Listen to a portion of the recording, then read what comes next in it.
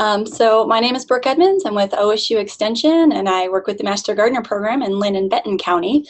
And we're really happy to bring this webinar series across the state so that you all can enjoy it. And my job today is to help moderate questions. So I'll be kind of popping in and bringing out your questions that you ask in the Q&A box. So we'll get started. Let me introduce Dr. David Lowenstein is a postdoctoral research associate at the North Willamette Research and Extension Center. David is an ecologist and an entomologist and currently leads the Brown Marmorated Stink Bug project in Oregon. And I will let him share his screen and take it away, David.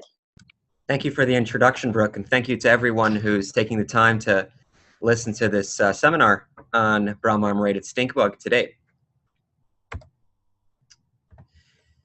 So I'm going to share a little bit about background of Brown Marmorated Stink Bug, and then we'll move into more about how to recognize some of the biocontrol agents, some of the predators and parasitoids, and some of the work going on in Oregon to manage this pest using biological control. Many of you are probably familiar with this invasive insect, likely because it is well known across the US, and what makes it such a problem is that it feeds over a long period of the season, and it feeds both during its juvenile life stages, these nymphal instars, as well as during its adult life stages. Some insects just feeds as adults, but this one feeds as both. And its life cycle is such that it starts as an egg, and it goes through these 5 instars as a nymph. They get progressively bigger and bigger, and then they survive to the adulthood, and they can be adults for up to 45, 50 days, and there are generally 2 generations in Oregon and the Willamette Valley in the Pacific Northwest. So how would you recognize brown marmorated stink bug? There are a couple other stink bug species that are native to the region, and this one looks a little bit different in a couple ways. So the first and I think easiest diagnostic are these white bands on the antennae of brown marmorated stink bugs. So they have these alternating dark and light bands, both on their antennae as well as on the legs. Also on their abdomen, they have the alternating light and dark bands as well. And they have these, call it shoulders, which are on the thorax of the insect, and they're rounded. And you'll see a couple other insects I'll show later, they're more pointed shoulders. On to just a question to gauge who has actually seen this insect. So this is a check all that applies. Have you seen BMSB on your property, either inside or outside of your house, on plants and the plants were damaged, on plants and they were not damaged, or you've never seen it at all in person? And if you are one of those individuals who has never seen it at all in person, I would appreciate if you could maybe mention in the chat where you might be from. Always interested to know where individuals who have not seen the insect in Oregon might be living. Okay, we've got that poll launched and folks are voting, so we'll just take another 20 seconds maybe. And for those who haven't seen the insect on their property, I'd say congratulations, because that's relatively uncommon, especially in the Willamette Valley and points north in Washington. Okay, and just another 5 seconds. Yeah, there's a handful of folks. So far, we've got 9 that said that they have never seen it. So, yeah, folks, if you could let us know in chat where you're from. Okay, so we're going to end this poll. And David, let me know if you can you see those results? Yep. So it looks like 73% in the house, 39% on plants were not damaged, 18% plants damaged, 18% have never seen it. I can't see the chat box. I've never seen it. Cindy Brooke, if you could fill me in if anyone has mentioned that. Yeah, so in Idaho near Boise, they've never seen it. Pilot Rock, which is near Pendleton, and maybe Grants Pass is what I see posted. So those first 2 places, I do not believe BMSB is established. Grants Pass, there are BMSB in Southern Oregon. It's not as common as farther north. And the response of seeing most people seeing it in the house, that makes sense given the Master Gardener audience. They can be in orchards and cause damage, but I think what BMSB is most known for, especially to those who might live in more residential areas, are those aggregations that happen every fall on the side of our homes and inside of our homes that we try to get away. So moving on to how to recognize what's brown marmorated stink bug versus what's not. So there are a couple stink bug species that are also present in Oregon. Some of these damage plants, some of these also feed on plants but are not likely to damage them. So here are 4, and I'll go over some reasons why they're not brown marmorated stink bug, how to distinguish them. The first one on the far left should be fairly obvious unless anyone is colorblind, and I apologize if you are. There's nothing I can do about this picture. This is a green stink bug. There's 1 or 2 green stink bug species that we have in Oregon, so that's a different color. Brown marmorated stink bug is. This is one that looks very much like brown marmorated stink bug. It has these alternating bands. It's a little smaller when viewed in person, but the main differences are the pointed shoulder and that the antennae are not white. It may look a little white, but this is not the same whiteness as brown marmorated stink bug. The next one, again, antennae are not white, and it also has this mandible, which is the chewing mouth part in the front. It's toothed. It has one end here and one end here, versus brown marmorated stink bug does not have this tooth gap. And the final stink bug has a pointed shoulder, and I put this one in here because this is actually a predatory species known as Parasitism. So there's actually one good beneficial species of stink bug that can damage pests. So important to recognize the differences because we want to make sure if you're getting rid of stink bugs that you're not getting rid of the one good stink bug that we have, the spine soldier bug. So in terms of the stink bug's distribution in the Northwest, it's fairly well distributed across most of the populated areas in Oregon along the I-5 and I-84 corridors. The darker blue indicates areas where stink bug is established. The lighter blue are areas where stink bug has been found, but might not have populations year-round.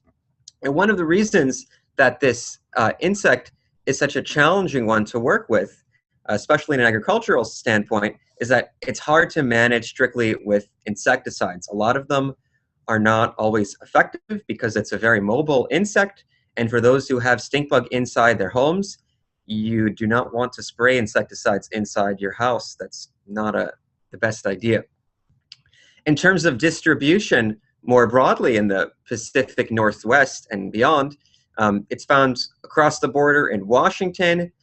Recently, brown marmorated stink bug has been found in different parts of California. It's a bigger concern in the northern parts of the Central Valley. It is in Idaho, and I'm not sure if this county is Boise or not, but it's not been known to cause much damage. And also recently in the last year or two, it's been found near Salt Lake City in Utah.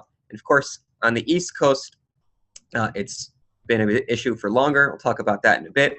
And on the lighter side, although brown marmorated stink bug normally has white antennae, there are some in Oregon that, depending on the plants that they feed on, they can have these orange color antennae, mimicking the OSU colors. So they have beaver pride, but not necessarily an insect that we want to have beaver pride. So you might notice sometimes that the white antennae, they can have a slightly different color, and the same with the legs and the abdomen, and that depends on the host stink bug is feeding on.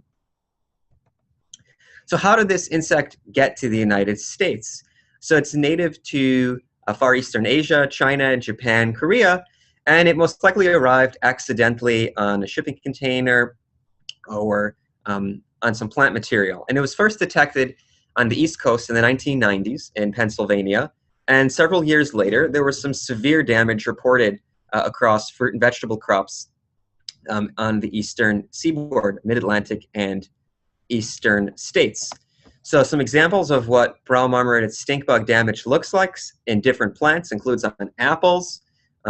This is feeding damage. They have a piercing sucking mouth part that they use to pierce through the skins of apples, and if the skins are peeled back, you'll notice brown spots on the apples.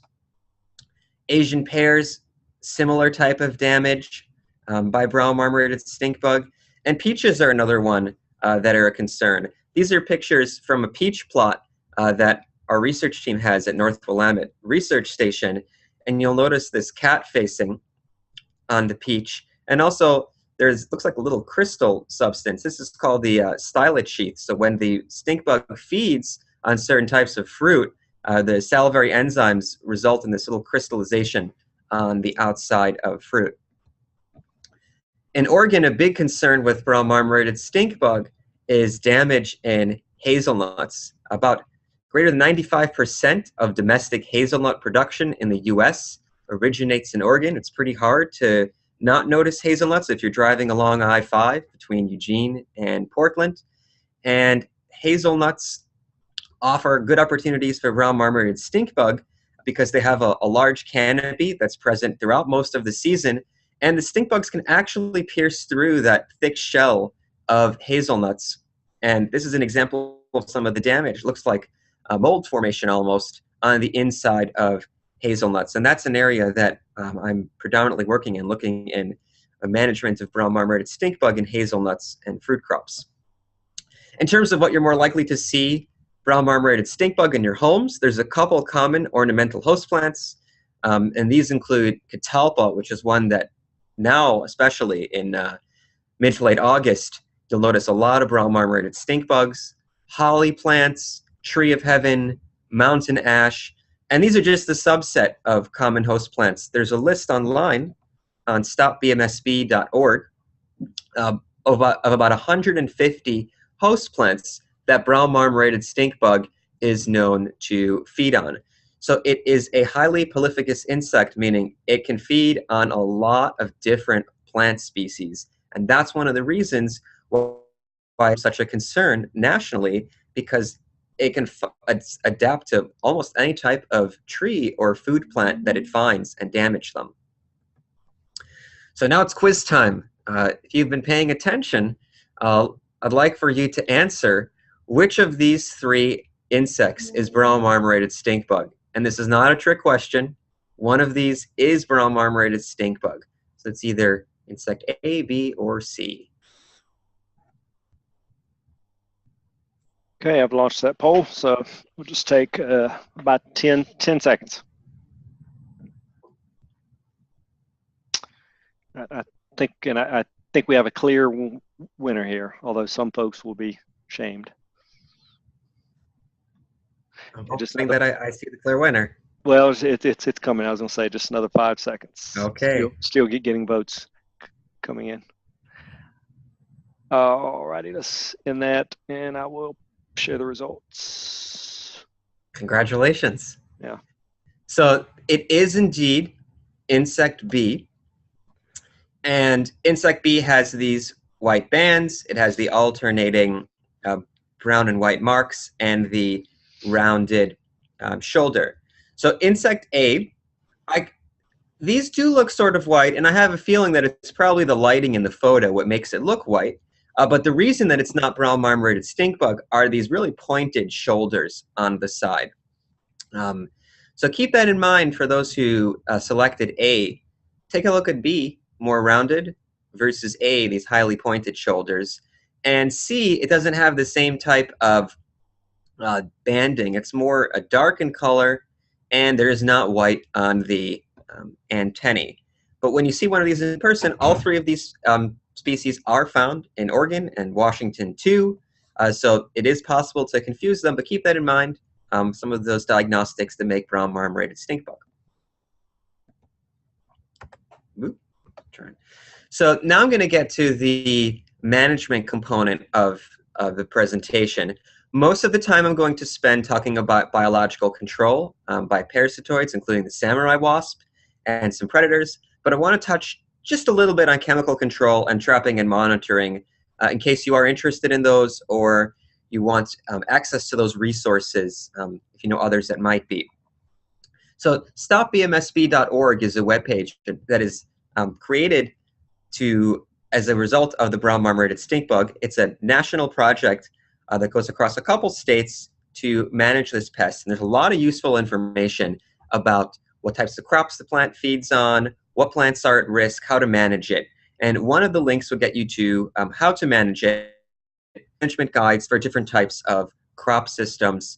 For example, orchard crops. And if you were to click on that, it would give you a list of insecticides that were labeled, at least recently. It's always a good idea to check the label. I'm not recommending one of these over the other, but that information is available if you have a plant that is damaged or know someone who is a grower who's facing damage from brown marmorated stink bug. There's also traps that are designed to attract and monitor for brown marmorated stink bug. There's a bunch of different types on the market, from these panel traps, which are hung in the tree, to pyramid traps. And the key thing that makes these attractive to brown marmorated stink bug are these pheromones that are designed to attract brown marmorated stink bugs. So they have a compound that attracts stink bugs to them, but usually these are not necessary at residences. What might happen is you might end up attracting more stink bugs than were originally present. The use of these is more for monitoring purposes. If you're trying to understand if management is necessary or how many might be around, if you're not finding brown marmorated stink bug, then that's an area that you might consider purchasing one of these traps. And I'll also mention that how we find brown marmorated stink bug in trees. Sometimes some of you may have collaborated with me in some projects with BMSB in the last year, and how do we actually collect brown marmorated stink bug is fairly low tech. We use what's called a beat sheet. So there's a PVC pipe and a sheet, and this is a field assistant of ours, and simply he's just tapping the sheet, tapping the tree and beating the leaves. The insects fall onto this beat sheet, and we're able to collect stink bug that way. And pretty easy to make one yourself at home if you're interested in doing that. So now into the biological control component. So biological control is the use of beneficial insects to reduce populations of a pest. In this case, it's brown marmorated stink bug. But biological control has been used and practiced across a variety of insect pests. And how it works is typically a parasitic wasp. It will lay its eggs inside of a host, usually either the egg or the larvae stage. In this case, it's a pupa, which is the example. And after the parasitoid lays its egg inside the pupa, the parasitoid develops inside the host. It enters its larval stage inside the host, and it pretty much kills the host alive and feeds on it. So bad news if you're the host insect, good news if you're someone whose plants are damaged by the host, and eventually the adults emerge from the host insects. So for brown marmorated stink bug, it's the same thing. This is the egg life stage, and I'll show some pictures of that in a few slides. So in terms of who controls brown marmorated stink bugs, there are predatory insects, and there are also parasitic wasps. And most of the time I'm going to spend on parasitic wasps because these are specialized insects that are highly adapted to finding brown marmorated stink bug using chemical cues. And the one that I work primarily with is Trisulcus japonicus, the samurai wasp. And this is a species of parasitoid. It is not native to the United States. It's native to the same regions as brown marmorated stink bug. And in those regions of China and Japan, it's highly effective. It can parasitize 75 to 80% of brown marmorated stink bug eggs. It is also a really tiny parasitoid. It's 1.5 millimeters, about the size of a period in a sentence. So quite difficult to find in the field. Fortunately for us, it arrived accidentally in the Pacific Northwest. It was found in Washington in 2015, in Oregon in 2016, and there's also been separate finds on the East Coast in New Jersey and some mid-Atlantic states, likely from separate introductions. And this is potentially good news because this wasp had been studied in a quarantine facility for about 5 years, and researchers were just getting ready to obtain the permits to release it to control brown marmorated stink bug in the field, but lo and behold, it accidentally arrived on its own. So that saved a step, and we are able to introduce the wasp and redistribute it in Oregon with permission from APHIS and the Oregon Department of Agriculture. So how does this wasp control brown marmorated stink bug? So it works by attacking stink bugs in this egg life stage. So the only way that the samurai wasp will be effective is if it can find egg masses.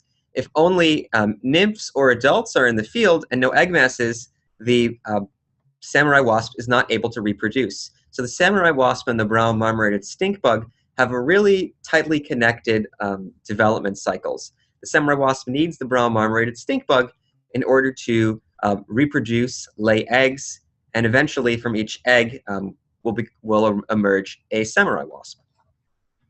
So ordinarily, a brown marmorated stink bug egg mass is light green in color and laid on the underside of a leaf. There's about 25 to 28 eggs. And if it's not been parasitized or fed on by a predator, after a few days, it will have these black triangles, which are called egg bursters, and nymphs will use these to emerge from the egg, and you'll see these early instar nymphs, which at first there'll be a circle of orange nymphs around the eggs, and after a couple days they'll disperse and look for plants or fruits and vegetables to feed on. But if samurai wasp is present and it finds eggs, it will engage in guarding behavior, which it finds the egg mass and it will stay with the egg mass for a few days and oviposit or lay its eggs inside each of these egg masses. And after about 4 to 6 days, the brown marmorated stink bug egg mass turns dark black in color. So if you see a dark black stink bug egg mass, there's a really good chance that means that it's been parasitized. So that probably means that you'd want to leave it alone. And after a week or two of this darkening, a samurai wasp will emerge from the egg mass.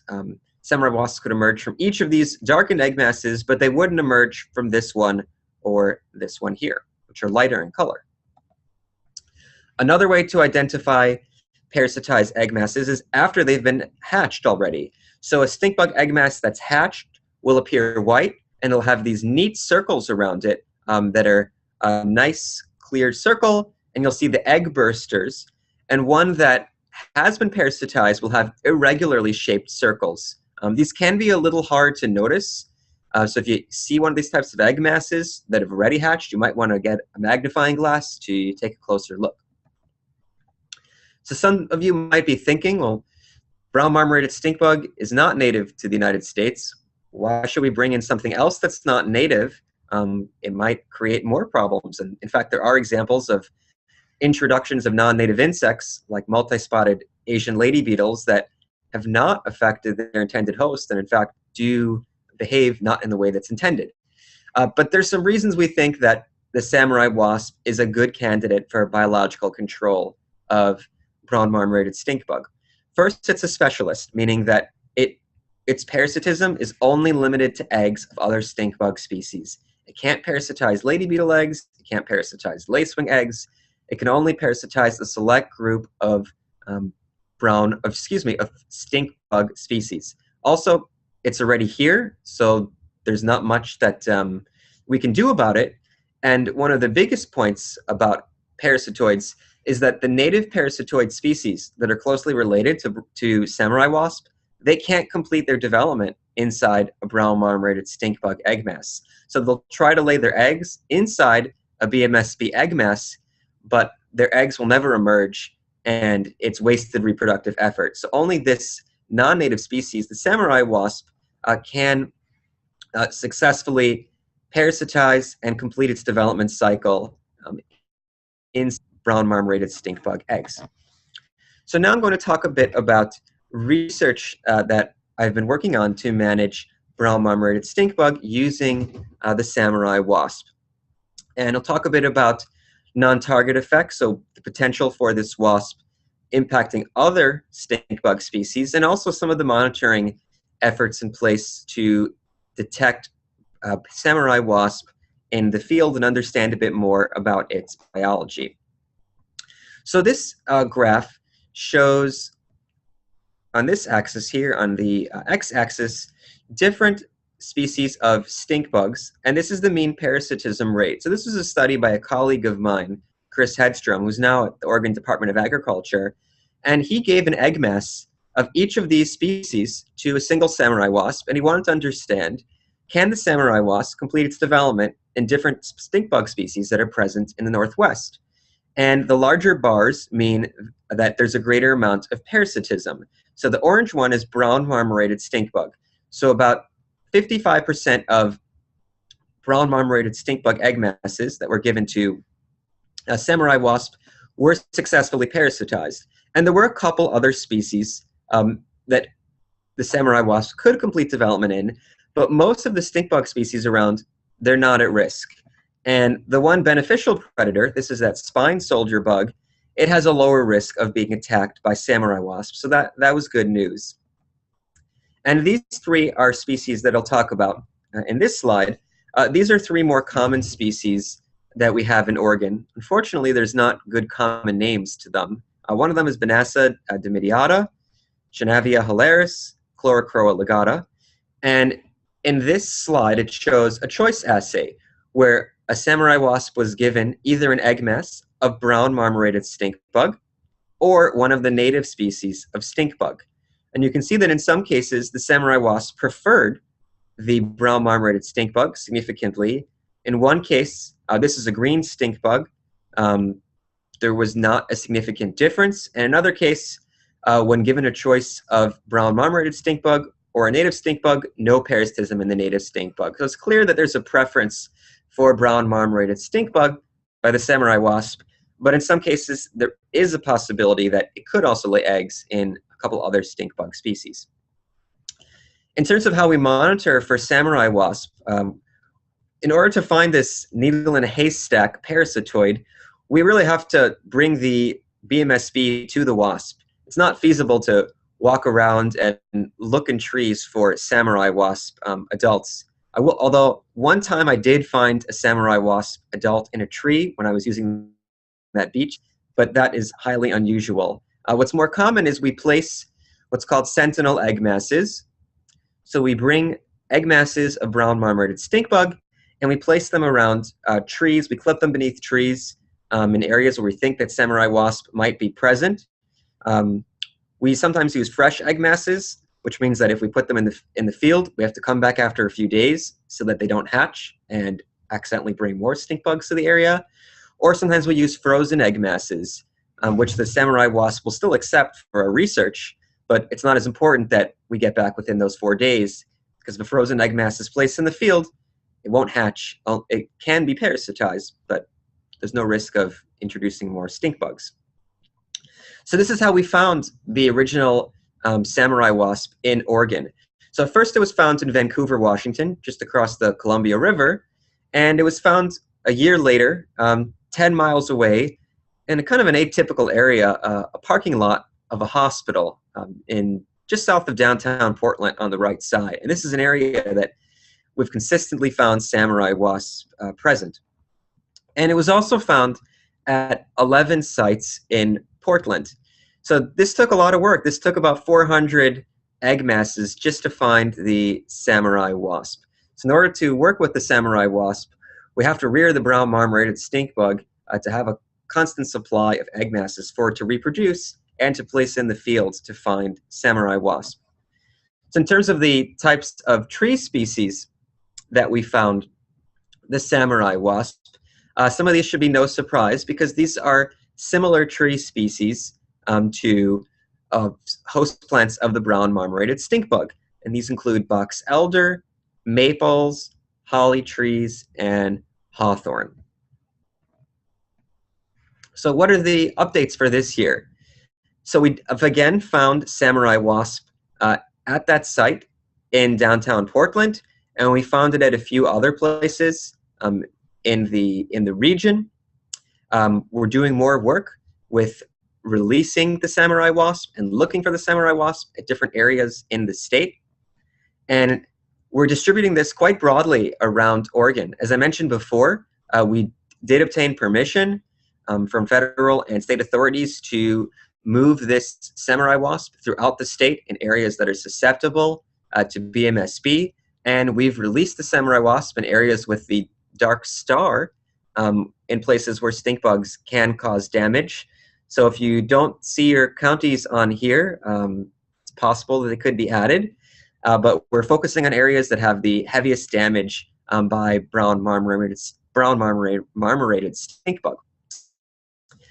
Indeed, we found that after releasing the samurai wasp at a couple of these sites, it did find stink bug eggs that were placed as far as 50 meters away. So we know that the samurai wasp is attuned to locating brown marmorated stink bug in areas where it's released, but we're not quite sure still just how far it can travel. Again, it's a really small insect, so it's a challenge to understand its movement patterns. So I focused at this point on biological control by parasitic wasps, primarily the samurai wasp. But I haven't touched upon biological control by other insects. And there are other insects that can damage and attack BMSB eggs, and larvae too, but eggs are the most susceptible life stage. So I'm going to show a couple pictures of how to recognize damage by different types of predatory insects. So this first slide shows damage by chewing predators, such as spiders, ground beetles, and when a chewing predator feeds on an egg mass, the egg mass is chewed fairly completely. So the top of the egg masses are completely removed. So it just looks like almost the shell of an egg mass. And the way to recognize that it's a stink bug egg mass is the numbers of eggs. So if there's about 25 to 28 eggs, and some or all of them have this characteristic of damage, where they're mostly missing to the bottom, it's very likely that that is a chewing insect that has damaged brown marmorated stink bug eggs. And there's a couple other type of predators that damage BMSB eggs. And these include katydids, ground beetles, and earwigs, other species of stink bugs, primarily the spine soldier bug. And I'll point out the pointed shoulders here, showing that it's not BMSB, and spiders. So there are a variety of insects that can damage brown marmorated stink bug eggs, but the caveat to that is that they are generalist insects. So this means that if they find a stink bug egg mass, they might attack and damage it, but they'll also attack and feed on other insects' eggs or larvae as well. So these aren't as ideal for managing stink bugs because they can feed on a variety of hosts compared to the compared to the samurai wasp. And there is a paper that's available online, or if you want, we can post that perhaps later, that shows more information about these insects that damage stink bug eggs. And it has pictures of these in higher quality. Another predatory insect that can damage and attack BMSB are Astata. And this is a really cool one. The way it works is this is a predatory wasp. It's much bigger than the samurai wasp. They're actually slightly bigger than a brown marmorated stink bug. And they nest in sandy soils, and what they do is they search for BMSB nymphs. So they'll stalk BMSB nymphs, and then they grab them, and they sting them with their ovipositor, which is in the back of the Astata wasp, and then they carry them back to their nest. And the stink bug is paralyzed, so it can't move. It's going to die. The Astata wasp lays an egg or multiple eggs near the stink bug, and then the eggs feed on the paralyzed stink bugs the eggs don't feed, but the eggs hatch as larvae, and the larvae feed on the stink bug, and that's what they use to develop into adults. And we had someone in Portland who has a neat colony of these on his property, and if you do happen to notice these type of predatory wasps, if you see a wasp dragging a stink bug to a nest or somewhere in the ground, definitely be in touch with us. We're really interested to know more about these types of predatory wasps. There's not a lot of information known about them, and we don't have a good sense of where they're distributed in Oregon and the Pacific Northwest. So now, after describing some of these features, I'm interested to know if anyone has kept an eye out for these life stages of brown marmorated stink bug. Have you seen BMSB eggs, seen eggs with damage, or never seen eggs? And I'm actually going to run over across the hall to my lab. I'm going to bring some samurai wasps that are live. I'll try to put them at the camera. So it might be closer to 30 or 40 seconds till I get back. So there's a little more time for this poll. Okay. Okay, folks, I've got that poll launched, so go ahead and vote.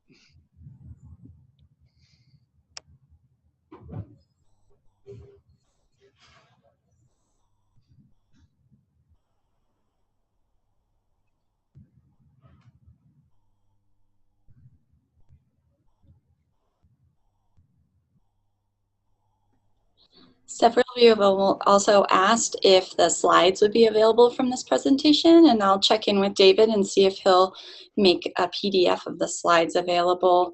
And you'll get a link out, you'll get an email with a link to a survey, and then if he shares the slides, there'll be information on that as well.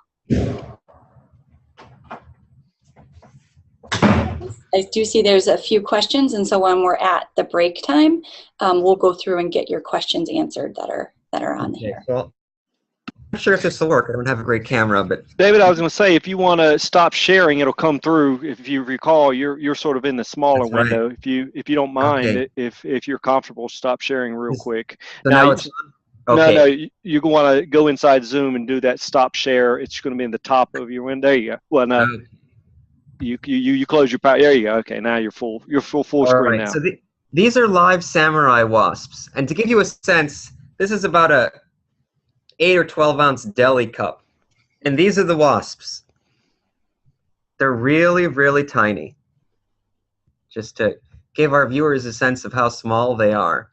So the stink bug egg mass is going to be the way you find the wasp in the field. Very unlikely that you'll find the wasp just on its own. If this one comes through, whoop, there's some writing over there. So this is that egg mass, and well, there was a wasp in there, but it's not clear. But I'll hold it up just one more time before I get back to the presentation. So these are the samurai wasps that we work with. Very small.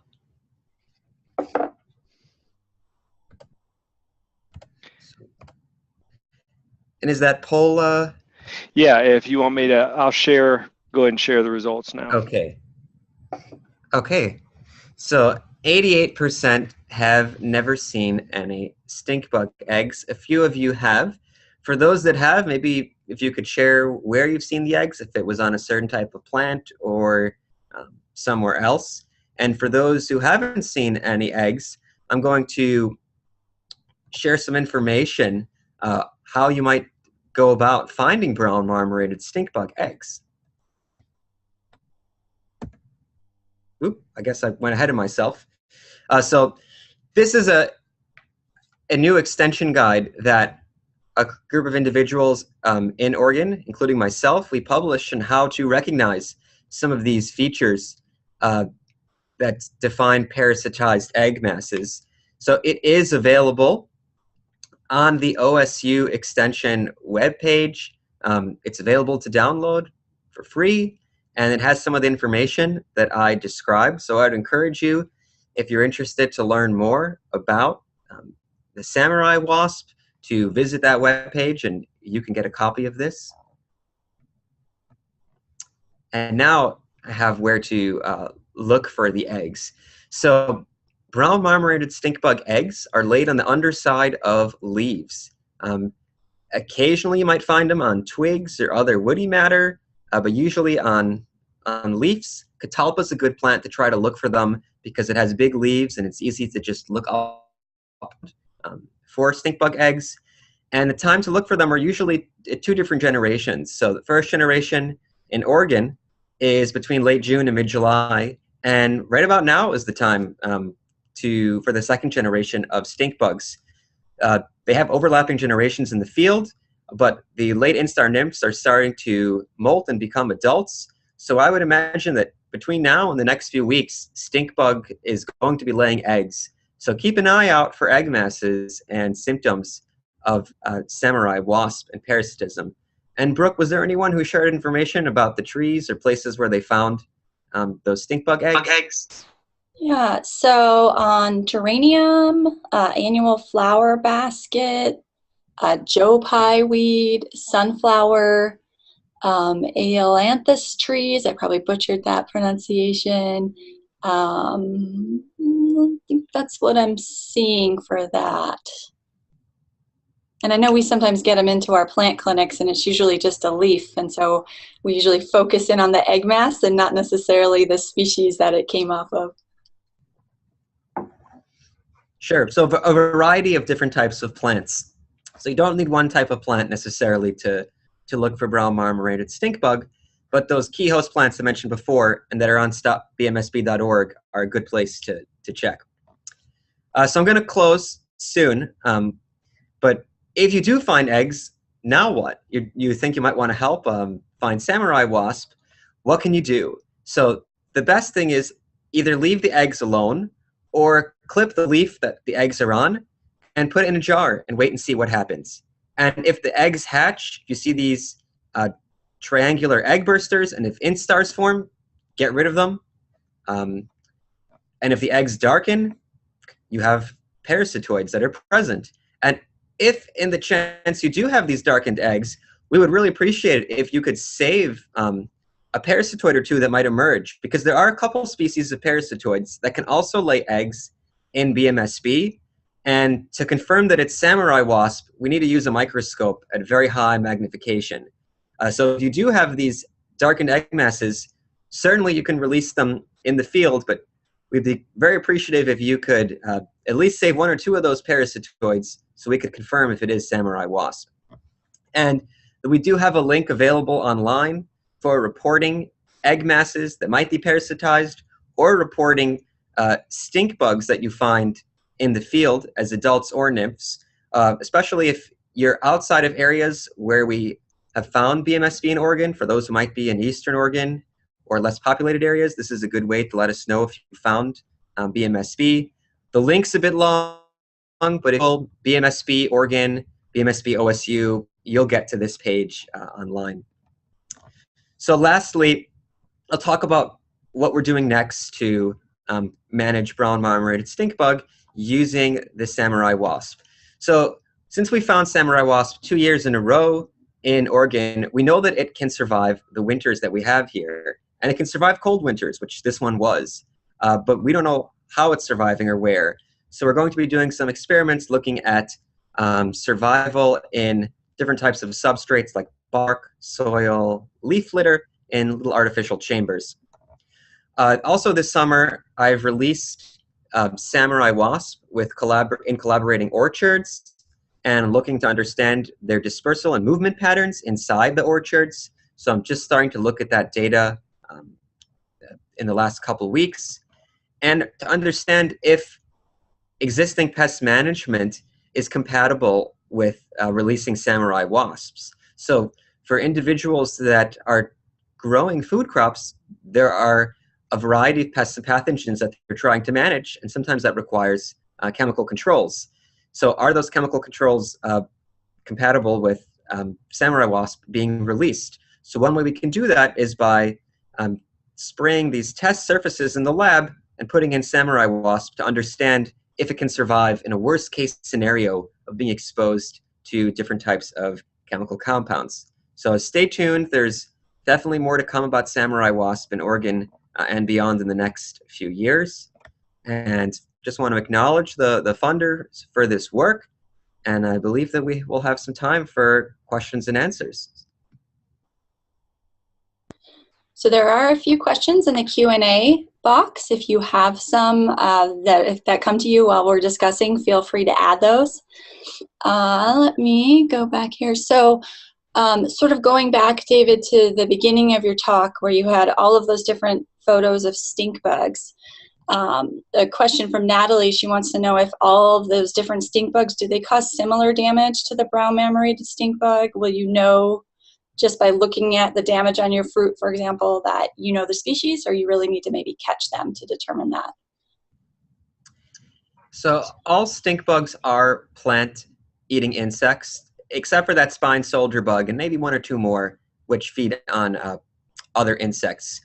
But most of those stink bugs, they're not as generalist in their types of feeding.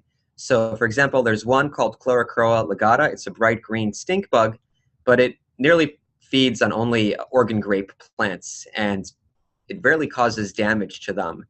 So if you do see a plant that has the characteristics of Stink bug damage, you'd have to see the stink bug to recognize and confirm that it is brown marmorated. But brown marmorated stink bug is the most abundant stink bug that we have in Oregon and in most places in the Northwest. So it's most likely that it will be BMSB if you have damage on your plants and it's brown marmorated stink bug. And one thing I forgot to mention, not related to this question, is just a pitch for BMSB.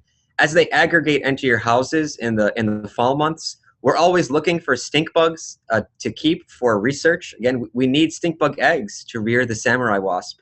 So if you're someone, especially in the Willamette Valley, that you have 200, 300, 400 BMSB on the side of your home, reach out to us through that link or send me an email, and be happy to try to coordinate collecting them from you so we can get them off your property and they can be used for research. Sorry to hijack the end of your question, but I wanted to make sure I got that out there too. All right, couple of questions on the samurai wasp, and look through here. So Skip wants to know the lifespan of a wasp. So these wasps can live for about probably 25 to 30 days in the field. The exact amount of time might depend on temperature. Certainly if it's hotter outside, that might be shortened. But one thing about the wasp is that they're a shade-adapted species. So they do not do very well in direct sunlight. So their lifespan is likely more in the longer end because they're more commonly going to be found in broadleaf canopies. And that 25 to 30 days, it matches pretty closely with the life cycle of brown marmorated stink bug, which also are adults for about 40 days or so.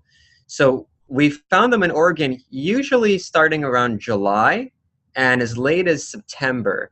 So we think that there's a couple generations of samurai wasps, and because there's overlapping generations of BMSB, that means that there is a steady availability of stink bug eggs available for the samurai wasp. So about 30-something days would be my guess. But the information about life cycle is mostly known from research in China and Japan. There's not a lot known about samurai wasp in the field in the United States. Thank you. Two more questions on the samurai wasp. Mark would like to know about the distribution across the United States, if you can speak to that, particularly Kansas or the Midwest. Have they been finding it there? Yeah, so samurai wasp, we'll start with the West Coast. So it was found in 2015 in Washington and a year later in Oregon. And on the East Coast, it was found, I believe, for the first time in either 2014 or 2015, first in Maryland and also New Jersey, West Virginia, and New York most recently. And it's believed that these are separate introductions. So the way that most non-native species arrive to the U.S. is through commerce. There's a lot of trade that happens. So a stink bug egg mass might end up on a plant in a shipping container, and the egg mass could have been parasitized. And once the contents of that shipping container see the light of day, the egg mass could emerge. Regarding the Midwest, I haven't heard anything about the wasp being found in any Midwestern states, including Kansas. Right now, it's just on the coasts. And also, in order for it to be moved around in a state, that requires permission from some of the regulators that deal with invasive insects. So there are a couple states that are still trying to gain permission to move samurai wasp around the state, even though it's present. So in Oregon, we're in a good place because we have field populations of the wasp and permission to move the wasp pretty much anywhere within state borders. But unfortunately, we can't ship the wasp or move it elsewhere, even right across to the border to Washington. even if it's the same type of climate, same conditions, that's just a matter of some of those regulatory rules. So for those of you in states that have moderate to severe damage of stink bug, but no samurai wasps at this point, I would say stay tuned, because I know that there is ongoing work to try to get a permit from USDA to release the samurai wasp more nationally, and those results are in the final stages. It's possible in the next year that it might happen for permission to distribute the samurai wasp more nationally, and if that happens, I'm sure you'll hear about that through press releases and your local extension office. You think these are so small, it would just take one big gust of wind and just swoosh them all the way across, right? Yeah, we've had a collaborator from California say, just come to the state line and release them for us, please. Oh, no. Roy would like to know, so we have a lot of hazelnuts going in Oregon, lots of orchards if you drive around, and he wants to know about resistance. Is there any resistance to that in hazelnuts, to brown marmorated stink bug? So there's no resistance to brown marmorated stink bug. They like hazelnuts, and they can feed through the shell. They can feed throughout most of the growing season. If they feed earlier in the growing season, before development, it can result in blank hazelnuts forming. If the kernel has already formed in the hazelnut, it can damage the kernel. I know that hazelnut growers that try to control brown marmorated stink bug, they sometimes apply insecticides, but the numbers of stink bugs that are in hazelnut fields, they're fairly low. Damage has been localized, except in a few orchards in the northern Willamette Valley that have seen pretty heavy stink bug damage, where we'll beat those trees and we'll get 5, 6, 7 stink bugs per beat sheet. So unfortunately, there are no plants that are resistant to brown marmorated stink bug. There's some that are less attractive, but a lot of the fruits and nuts that we might find most tasty, like raspberries, hazelnuts, they are attractive to brown marmorated stink bug. Not grapes as much, so good news for wine aficionados. I have 2 questions on the predatory wasp that you were talking about. That was a really cool description of it. So one question, Cheryl would like to know if you have an estimate on how many stink bugs one wasp might paralyze in a season? On the Astata, the predatory one. Correct. Yeah, that's a good question. So one wasp is bringing in a single stink bug nymph, the juvenile life stage, to its nest. Sometimes you might find a wasp bringing a couple in its adult lifespan, but it's not going to bring a lot. So these nests can be colonial. There can be a nest hole, and there can be multiple Astata predatory wasps that are nesting within there. But I don't know how many they can parasitize in their lifetime. There's not a lot of information. I will mention about the samurai wasp, that the samurai wasp, on average, a female can lay about 42 eggs in her lifetime. So that's roughly 1.5 stink bug egg masses, because a stink bug egg mass has about 28 eggs on average. So the Astata wasps, probably a couple, but not totally clear. But it's certainly a very energy intensive behavior for this wasp to has to sting the nymph, and it's dragging something that weighs as much as itself, maybe even more, to the ground and carry it back to its nest. So I would suspect it's not more than 3, maybe 4 during its lifetime. And then the other question, if a gardener wants to attract this predatory wasp and they want to maybe set up a sandy area in their garden that's going to provide that habitat, are there any details maybe on how big or how deep that area should be? I don't know the answer to that. The best thing would be to keep an eye on your existing garden, and if you see what you suspect is a predatory wasp, leave that area alone. Maybe use minimal management in that area. So the site where we have most information about this predatory wasp, the nest holes are in a sandy area near some paving bricks that is a vertical wall. So it should be potentially a little bit moist, but I think if you're going to be bringing in sand, that might not be the way to go. These wasps will find the areas that are best suitable to locations, and it's likely just a matter of if your yard or property has the existing habitat that's suitable to the wasp and it's within the host range. But we know this wasp is in parts of Portland, and it might be in other areas of the Willamette Valley too. So just keep an eye out for it. And since it's so much bigger than samurai wasp, it is easier to detect. Great, thank you. Two questions that are somewhat related to when you talked about that the brown marmorated stink bug tends to form these really large colonies in the fall. Is that correct? And they're massing maybe on the sides of people's homes.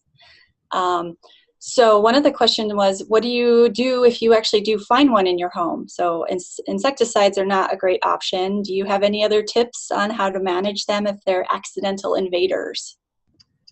The best thing to do is try to exclude them in the first place.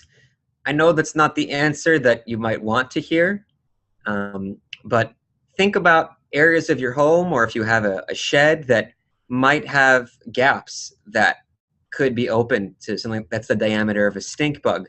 So perhaps trying to caulk those up or put a brick in front of them so that the stink bugs can't come there. So that aggregation is in response to shortened daylight. So once daylight goes below 12.5 hours or so, that triggers physiological changes that the stink bugs stop feeding. So they move off of trees and they look for a place to spend the winter. And one of the reasons that they like homes and other man-made shelters is because it's warmer.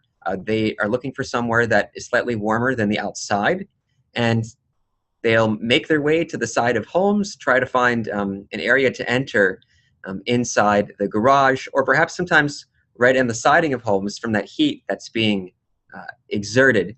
If you do find stink bugs inside your home, it would be best not to squish them because that could emit some of the pheromone that would attract them, but just pick them and put them in a plastic bag, throw them in the trash, or throw them in a bucket of soapy water. And the same for the outside of your home. You could always try spraying it with a hose and some soapy water if you see a lot, or you could bring them to us and we'd be glad to take them too. But exclusion is the best way. There's not so much known about why they go to certain homes. Green sidings might be a bit more attractive to brown marmorated stink bugs, but that's not something that's been confirmed. The numbers are kind of weak, that there's just a slight preference. So unfortunately, exclusion and prevention is the best way to stop stink bugs from entering your home. And is it just the brown marmorated stink bug that tends to form those aggregations, or do you see that with other species as well? So for stink bugs, brown marmorated is the most common. There are box elder bugs that can do that as well. So they can also be a nuisance on the siding of homes. But usually, of the stink bug species that I mentioned, brown marmorated is one of the few that has that aggregation behavior on the side of homes. Not those other ones which look like brown marmorated, but are slightly different based on their antennae or pointed shoulders. Great. So we're almost at the end here, and so maybe just a little sort of a summary. So Heather just wants maybe a summary on the samurai wasp and how maybe it attacks other stink bug species and the preference that it might have for the brown marmorated. The samurai wasp, it is a specialist egg parasitoid. It lays its eggs inside the eggs of other stink bug species, and in China and Japan, where it's native to, it prefers brown marmorated stink bugs. There are couple species of stink bugs here, Chenavia hilaris, which is a green one, and there's one which is small and much smaller than BMSB, about a third of the size, and brown, which they can complete their development inside of there, but BMSB is the most abundant stink bug in the field, and for a samurai wasp that's in the field, it's most likely going to find a BMSB egg mass compared to one of these native species. So the chances are that it's going to find BMSB more quickly than it would find something else. So the risk is there, but biological control is a much more environmentally sound way of trying to manage stink bug than chemical control, and it's also more specialized. Chemicals that are sprayed, they have to reach the brown marmorated stink bug, and if someone sees stink bug in their orchard or their field and they spray their chemicals, but the stink bugs are not in the field at the time of the insecticide application, then it's not going to have an effect. Whereas the samurai wasp, it's using semiochemicals and pheromones emitted by the egg mass to hone in on the stink bug eggs, and it's a more specialized form of control. Great. Thank you so much, David. Would you mind going to the last slide?